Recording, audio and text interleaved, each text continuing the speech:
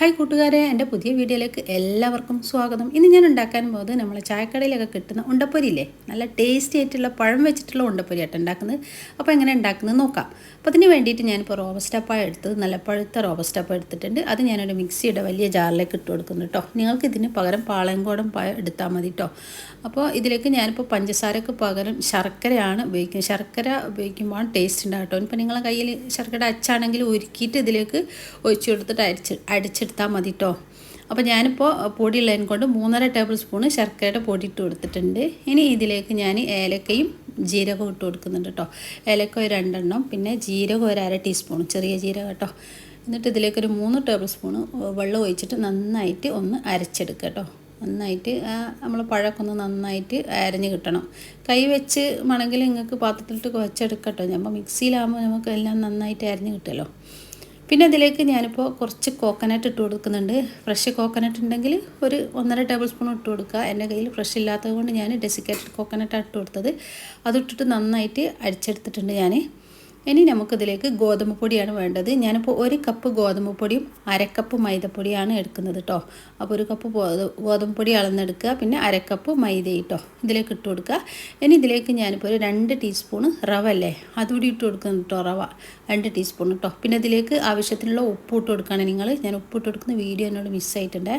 അപ്പോൾ ഉപ്പ് ഇട്ട് കൊടുക്കുന്ന റവ ആണ്, 2 ടീസ്പൂൺ റവ ഇട്ട് കൊടുക്കുക. പിന്നെ ഉപ്പ് കേട്ടോ 1/4 ടീസ്പൂണ്. നന്നായിട്ട് ഇതൊന്ന് മിക്സാക്കി വെക്കുക. പിന്നെ ഇതിലേക്ക് നമ്മൾ അടിച്ചു വെച്ച ആ പഴത്തിൻ്റെ മിക്സ് ഇതിലേക്ക് ഒഴിച്ച് കൊടുക്കുക കേട്ടോ. അപ്പോൾ വെള്ളം പോരാന്ന് തോന്നുകയാണെങ്കിൽ നിങ്ങൾ കുറച്ച് വെള്ളം നമ്മുടെ മിക്സിയുടെ ജാറിൽ ഒഴിച്ചിട്ട് ഇതിലൊഴിച്ച് കുഴച്ചെടുത്താൽ കേട്ടോ. പിന്നെ എന്നോട് വിട്ടുപോയൊരു സംഭവം, ബേക്കിംഗ് സോഡ ഇടണം ഇതിൽ. ഞാൻ എന്താ ഇപ്പോഴാണ് ഇട്ട് കൊടുക്കുന്നത്, ഒരു 1/4 ടീസ്പൂണ് ബേക്കിംഗ് സോഡ ഇട്ട് കൊടുത്തിട്ട് നന്നായിട്ട് ഇത് കുഴച്ച് എടുക്കുക കേട്ടോ. കുഴക്കുന്ന നമ്മൾ പരമാവിൻ്റെ പരുവെന്ന് പറഞ്ഞാൽ നമുക്കിങ്ങനെ ഉരുട്ടിയെടുക്കണം. അത് രീതിയിലുള്ള കുറച്ച് സ്റ്റിക്കി ആയിട്ട് തന്നെ കുഴച്ച് വെക്കട്ടോ. ഒരു 30 മിനിറ്റ് റെസ്റ്റ് ചെയ്യാൻ വെക്കണം കേട്ടോ. അത് 30 മിനിറ്റോ 1 മണിക്കൂറോ വെച്ചാൽ നല്ലതാണ് കേട്ടോ. ഈ രീതിയിലാണ് നമ്മൾ മാവ് വേണ്ടത് കേട്ടോ. ഈ രീതിയിലാണ് വേണ്ടത്. ഇനി ഇതൊന്ന് ഞാൻ റെസ്റ്റ് ചെയ്യാൻ വെക്കുക കേട്ടോ. ഒരു 1/2 മണിക്കൂർ 30 മിനിറ്റ് നന്നായിട്ട് ഇങ്ങനെ കുഴച്ചിട്ട് ഇങ്ങനെ റെസ്റ്റ് ചെയ്യാൻ വെക്കുക.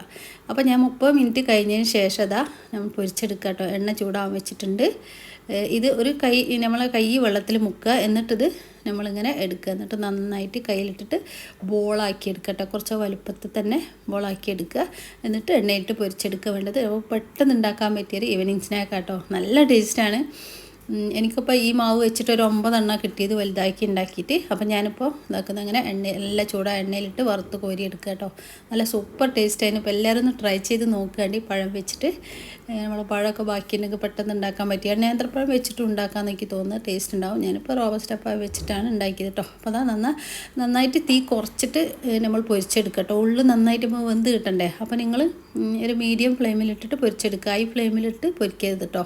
എന്നിട്ട് ഇതൊരു 6-7 മിനിറ്റ് ഇങ്ങനെ നന്നായിട്ട് ഇതൊന്ന് പൊരിഞ്ഞ് കിട്ടണം. നന്നായിട്ട് മുകൾ ഭാഗം നല്ല ക്രിസ്പി ആയിരിക്കും, ഉള്ളിൽ നല്ല സോഫ്റ്റ് ആയിരിക്കും. അപ്പോൾ നമ്മൾ ഉണ്ടപ്പൊരി റെഡി ആയിട്ടുണ്ട്. അപ്പോൾ എല്ലാവരും ഒന്ന് ട്രൈ ചെയ്ത് നോക്കാണ്ട് ഈസി ആയിട്ട് ഉണ്ടാക്കാൻ പറ്റിയാണ്. എൻ്റെ വീഡിയോ ആദ്യമായിട്ട് കാണുന്നവരാണെങ്കിൽ സബ്സ്ക്രൈബ് ചെയ്യാനും ലൈക്ക് ചെയ്യാനും ഒന്നും മറന്നു പോകട്ടോ. വീഡിയോ ഒന്ന് നിങ്ങൾ മറ്റുള്ളവർക്ക് ഒന്ന് ഷെയർ ചെയ്ത് കൊടുക്കുക. കമൻസൊക്കെ എഴുതി അറിയിക്കുകയും ചെയ്യണം കേട്ടോ. എൻ്റെ മറ്റ് റെസിപ്പികളൊക്കെ ഒന്ന് കണ്ട് നോക്കുക. നല്ല നല്ല റെസിപ്പികളൊക്കെ ഞാൻ ഇട്ടിട്ടുണ്ട്. അതൊക്കെ കണ്ട് സപ്പോർട്ട് ചെയ്യാം കേട്ടോ. ഇനി നല്ല അടുത്ത റെസിപ്പി ആയിട്ട് വരുന്നത് വരെ ഇൻഷാ അല്ലാഹ്. ബൈ. അസ്സലാമു അലൈക്കും.